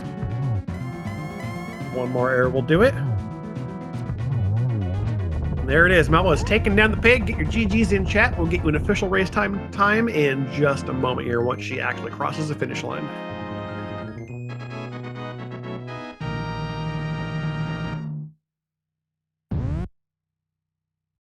And Malmo has finished with an official race time of 1 hour, 33 minutes, and 28 seconds. Just 1 minute and 8 seconds behind our first place finisher, Purdy Wong. So very strong showing by Malmo. Really good race. Meanwhile, Tojso, I looked away for a second, but I assume we just saw a bombos jump from him? I think that's what he was doing, yeah, or getting the bombos somehow, yeah. Yeah, I love that. I'm sorry I looked away for a second because that's one of my favorite little clips. Just that little hop down, quick way to get to Bombo's tablet. And we are joined by our winner of this restream, Malmo. GG Malmo, well done. Ooh. Oh my god, that seed. I don't know how I got second place. I wasn't playing very well. How about those pendant dungeons? Yeah, I guess you just had to go to pendants. I put them off though. Like I didn't do them early at all. Yeah, your routing overall, like clearly a pretty high collection rate. Like you checked a bunch, but it seemed like you were able to avoid a lot more kind of orphaned locations than Tojso had to deal with, and that's kind of I think that's the main reason why they're just opened up as much of a lead as they did. So it's just my routing style then, because I play too thoroughly. And usually that hurts me and makes me like I never win. I always get second place or fifth place or but on a qualifier, who cares? You're not supposed to play that way. No, I have to start thinking about how to do 1v1s because this is not gonna do me any favors in 1v1. Yeah, we've had so many we've had so many qualifiers that we're kind of getting in the qualifier mindset, like shifting to 1v1 mindset's going to be interesting. Chat's asking how many contestants qualifying in total. So we have 25 entrants to the Hybrid Major Glitches tournament, and the qualifiers are just for seeding purposes. So the most significant outcome of qualifiers will be that I believe the top 5 coming out of qualifiers will get a bye past the first round of brackets. At least the way things are currently organized. 25, it's 32 minus 25, which is more than 5. 7, yeah. 7. Thank you. Okay. My brain is too numb from that seed. I can't do math. Yeah, Eastern Hammer was terrible. And the only reason I got it was because of Pod Bow. I wasn't gonna do Eastern. That bow lock bow was yeah. Yeah. The other one in Swamp. So like you could you just had to do Meyer. Like that was the logical progression. Yeah. And it was really, really tempting to go into Ice. And I was gonna be like, oh, I have the hammer, I can do Ice now. But I realized I'm looking for flippers. And when you're looking for flippers, and flippers are one of the 2 things that unlock Ice, maybe don't do that yet.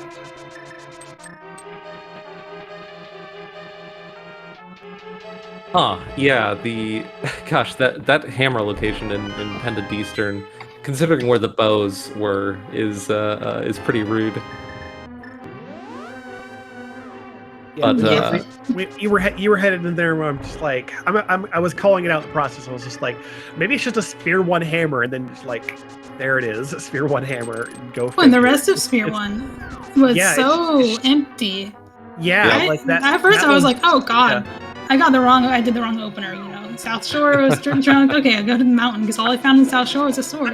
Well, it turns out CAC was bad too. Nothing was good. Yeah, there was no good opener here, honestly. And like, who's going to go to Pendant Eastern that early? Go to like Eastern, nobody does that. Yeah, everyone's getting that hammer late. Like, unless you're crazy. And even, I think if there were any crazy routes, we would have seen them finish already. I I think, like, I guess what I avoided was double dipping Hammerlock dungeons. Like, I was tempted to go to Thieves Town after swimming to Hammer Pigs. Like, honestly, I just wanted to do the clip because it's fun with the hook shot. And like, okay, where do I go from here? I got 2 bad choices. And given that the hammer was terrible, you know, nobody's going to just get the item in Thieves Town, so now it's a bad location for everyone, so I can make a big gamble and come back to it. But then I thought, well, or I could just do Mire and unlock Swamp, because I gotta do that anyway, and the alternative is stealing a key from Dark Cross, so I might as well just do it now. Yeah, we just saw a pretty fun little rail clip from Tojso. The probably accidental rail clip at the top of Pod, the falling bridge, where you just get bumped by that mini Helma and bypass the 2 pots at the top. Oh, I've seen that. Yeah. Yeah. Is that RNG? It's RNG, right? Yeah. It doesn't put you in EG. It's good, right? Seems very rare. But yeah, Toyso's making his way through Pod and will probably, once he's done with whatever he wants to finish up here, wouldn't be surprised to see him skip Helma, or at least bail before Helma go clear. Yeah, he has to. Oh yeah, that's right. Hammer Hunt. He can't clear Helma. Well, that's good for him. Yeah, being in Hammer Go does. I mean, Hammer locks off a certain number of things, so it's beneficial. He is not obligated to clear the dungeon. Yeah. Oh, you can be in Hammer Go. Oh, people are doing Hammerless Swamp. That's what's slowing them down. Yeah. Oh. Because you could just go to Mire and find all that stuff. Yep. And that's what we saw from Tojso earlier. He also did Hammerless Swamp, but the early game here between you two was really defined by the by Mini Moldorm Cave of all things. You probably checked Mini Moldorm Cave. What do you think, Adalor? A half hour before Tojso? Yeah, there was a big difference. Also, Tojso, you're missing a thing. Please Uh-oh. realize. You'll have to realize it momentarily here. Tojso's about to show us why you actually do need the hammer to clear this dungeon. Unless you're, yeah, you usually need the hammer to clear this dungeon. Is he in Pod? Yeah, he's in Pod right now. Yeah. Oh, maybe we'll see a basement clip. What? No, the thing that Yuzahara does. Oh, yeah. Not in the right section of the basement for that. But yeah. He even had like the muscle memory trying to go from the ice rod to hammer, and then just skipped over it and was like, oh wait. And now into Eastern for his bad news that it's been here the whole time. Yep. That's Sphere 1 go mode. Always feels a little bad, but kind of the density was always kind of pulling away from this a little bit. Yeah. But he should write some logic to lock that chest behind a bunch of progression, just so we don't have to worry about it. Cannonball specifically. I always say that this chest is the worst Moon Pearl location. Yep. Like, I'll take Fireless Ice, I'll take Pod. Don't put it there, okay? Yeah, we even have quick ways to get to Eastern, and yet still nobody likes going to Eastern. And I think both of you will appreciate that when I found the bow, I said out loud, why is that there? Yep. Yeah. The locked bow, yes. Yeah, the bow locations were certainly rude in this seed, with one of them somewhere that you really, don't want to be heading to without the bow, and the other one somewhere you kind of don't want to be heading to without the hammer. And the bows and hammers were definitely the cruelest thing in this seed. But then Malmo, you were in a flipper hunt for a while, which that always feels bad too. Flipper hunt's okay. It's just the locations I had left that were bad. Yeah. You know, I guess like, that's you get to go mud salt, you know? But then I found the Yeah, glove, yeah. and I'm like, no, don't make me do ice too. Like, come on. And Smiths. Yeah, did you let's see, where were your mitts? Meyer fire locked. Oh, right, Meyer. When I But, found that- them, I said, oh, somebody just sequence broke ice and got the flippers, and I did Meyer basement because I was so obsessed with the logic. Mm. Yeah. And then the flippers were just there too. Yeah, that was. I imagine that must have come as quite a relief. Yeah, definitely. It was a little just a little final word from the seed. Yeah. But yeah, as we were saying earlier, the kind of early game of the seed was really defined by Tojso's routing, really managing to just at every turn dodge those first two swords, just really late to both Mini Moldorm Cave and Stumpy. Not really due to misrouting, just the totally reasonable decisions that Tojso made just happened to lead him away from progression. Ooh, Tojso forgot to. You need to get a small key for that door. Yep. Small key. I didn't open that chest. He walked past it. Yeah, well, because I think you got the small key there, right? I got this. Yeah, well, I always opened the first one hoping for a small key, but that one was just pure, that was pure RNG muscle memory, like. Yep. The big key. Because that's where you get your key there. Yeah. Yeah, but if you get one in big key chest, you can skip lifting the rock and all that. Yeah. I don't actually know if it saves time to get that one over the rock on average. In terms of like how likely is it that there's a key there, and also how much time you lose opening that chest. Well, yeah, I mean, because if you can get the key in the chest, you can just leave that room. You don't have to get to the hammer and lift the rock and actually grab the key. You can just, I'm pretty sure that's faster if you find a key in big key chest. Yeah. Maybe with menuing, or with my quick swap. Like standing in place and with your quick swap turning is terrible. Turning Gauntlet 5 into a mess. Oh my gosh! I had just some yakety sacks in this seed, like Mothula. Well, your Mothula's good though. No, I paused on my menu for like 5 seconds just to collect myself for that last hit because I was gonna die. Oh yeah, I mean, you needed it though. That was so tense. I did need it. Scary. The fighter sword's really hard to hit moth with. Yeah, it is. Everyone hates fighter sword moth. That was intense to watch. That was clutch. And then Gauntlet 5, Gauntlet all, but Gauntlet 5 especially because I counted 2 powder instead of fire on, and just menu there, idiot. Just menu. I know what you wanted to do. Yeah. Yeah. And Gauntlet 2. Or what's the one where I was like chasing the dude around in a circle for 5 minutes? The red Zezix is Gauntlet 3. Yeah. Oh yeah.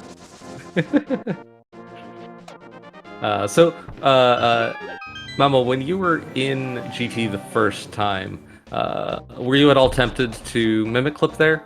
I was, but because the key logic forebode hammer from being upstairs, I decided not to. Oh, that's if I had exited Ice Armos with 4 keys, I would have gone upstairs. I would have taken the 2-minute time loss of mimic clipping, and that's a good reading of the key logic. Well, I had 0 keys. I was like, no way. I know I left one in the pot, but still, no way can the hammer be upstairs. Meanwhile, Tojso showing us a funny auto walk thing, bypassing the hammer peg gate on his way to Ganon. Nice little. I think that does save a little bit of time and looks cool. Somebody timed it, and actually, it doesn't save time over hammer pegs if you quick swap. Oh. Yeah, it's a little sad. It saves time over everything else, though. Like, definitely saves time over not having hammer. Saves time over menuing to hammer. And it looks cool.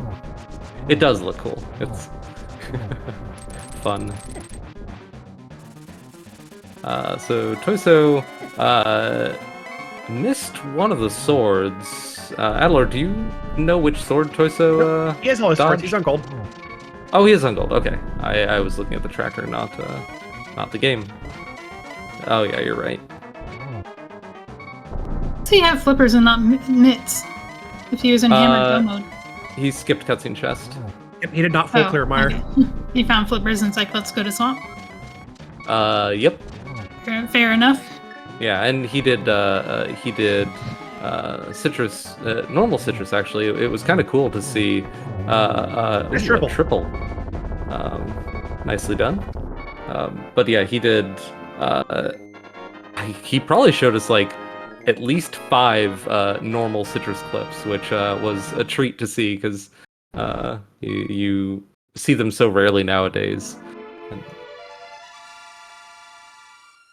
All right, and get your GZs in chat for Tojso, who finished with a race time.gg time of 1 hour, 48 minutes, and 29 seconds. So we don't have Malmo's time up on screen here because she was rebroadcasting, I believe the race time timer, which keeps going after you finish. But as a reminder, Malmo's finish time was about 15 minutes ago, 1 hour 1:33:28. Yeah. Yeah. All right, and we are joined in the booth by Tojso, GG on a well fought finish, Tojso. That was a rough one, but good job making it through. Yeah, that one was pretty rough. Had quite a few facepalm movements in that one. It was quite a few, I think, unfortunate turns for you there, but kept powering through it. Yeah.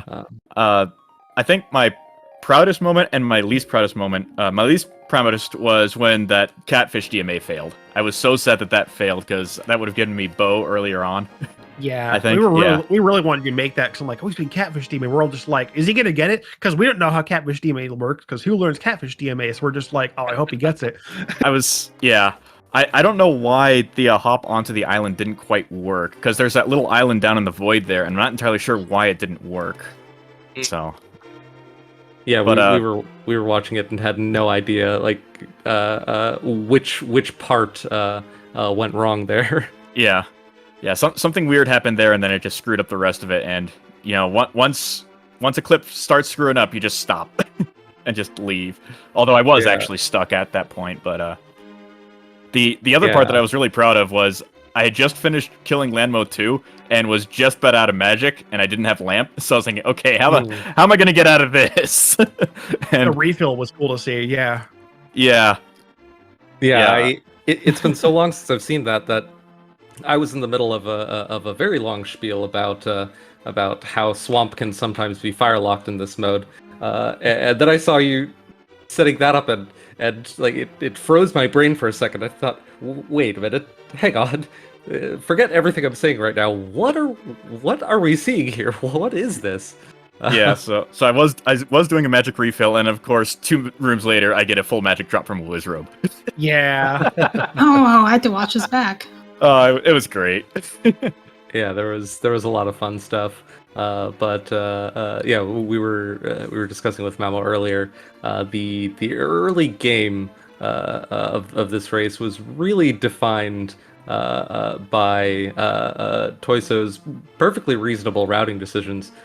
Just managing to dodge both of the first 2 swords kind of at every turn. I didn't have a decent weapon for the longest time.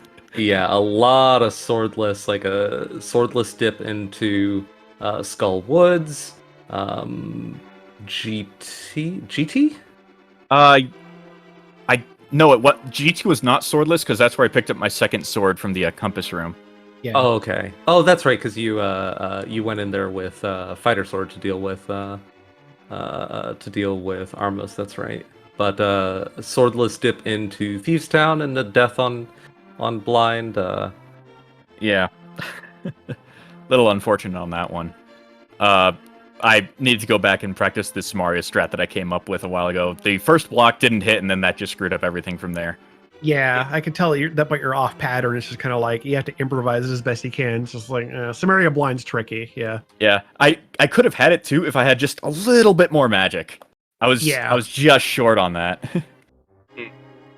But it was nice to see to see the a demonstration of how in this mode swamp can be fully clearable without the hammer. It takes longer, but Yeah. that is one of the cool routing options in hybrid major glitches.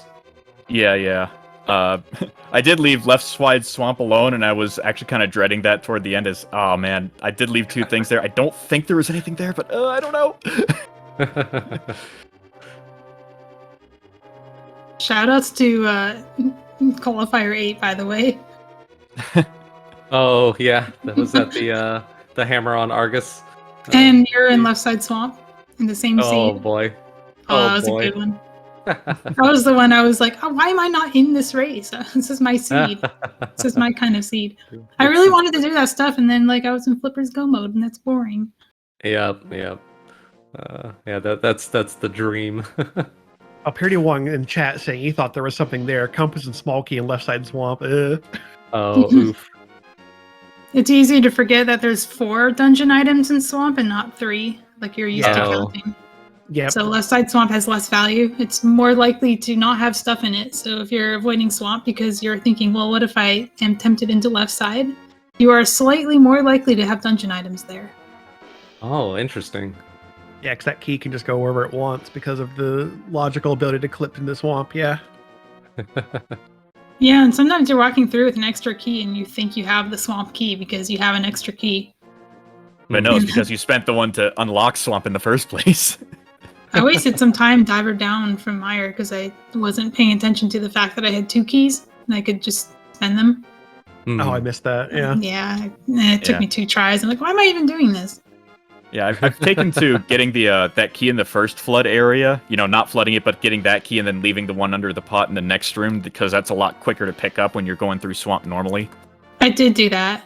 Yeah. But it wasn't worth the diver down. Like, that was time loss for sure. Well, I didn't do diver down. I did find my hammer for the longest time, so right, yeah, I was just going through there dry. Yeah, Spleepy saying in chat, sounds like not everyone had Flipper's Go mode like I did. Malmo did, but Tojso did not. I was missing both hammer and glove at the end of it there. Yeah, those were rude locations for those items. Yeah, and even like the just with how you routed too, like the hook shot was just inconvenient because like the glove being where it was, like Malmo's route just like it just conveniently worked out better because he was able to just like take the hook shot and then go up to Dark Mountain, whereas you did it before and then like you're just missing a glove for the longest time, and it's like really just like there were so many items over the place. It's just like kind of inconvenient over and over again. But yeah, and you still honestly did a decent job of the seed despite everything. Yeah. Just, Sphere 1 hammer is going to throw off everyone in Dependent Dungeon. Yeah. Yeah, so we have 2 qualifiers, well, 2 official qualifier, scheduled qualifiers left. So how are the 2 of you feeling going into the remaining qualifiers and and going into brackets in this tournament? Honestly, my qualifiers have not been great. There's usually been at least 2 or 3 bad decisions, along with some subpar execution on some normal rooms like in GT and all that stuff. So I would have a lot of work to do if I want to get any better at this.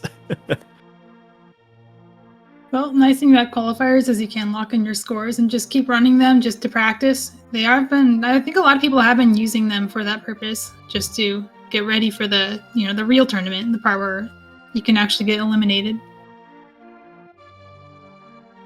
Yeah, because once again, we are not eliminating anyone from these qualifiers. They are merely for bracket seeding. So sign up and just do them to get your seeding done. You'll still get in at least into the first round of brackets. Yeah, we've had a lot of fun races and a lot of fun restreams. Huge thanks to SpeedGaming for putting on so many restreams of this format that we all love to play and watch. This has been a lot of fun to play and a lot of fun to do commentary for. Yeah, it's been nice seeing them get picked up for restreams, a whole bunch of them. It's really cool.